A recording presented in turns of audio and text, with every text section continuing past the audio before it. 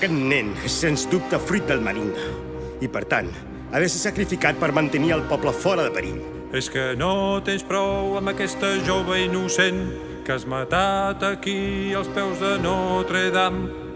Ella amagava aquest deforme. Ha fugit i jo l'he perseguit. He fet el que s'havia de fer. I ara has decidit que aquest pobre nen també ha de morir davant de Notre Dame.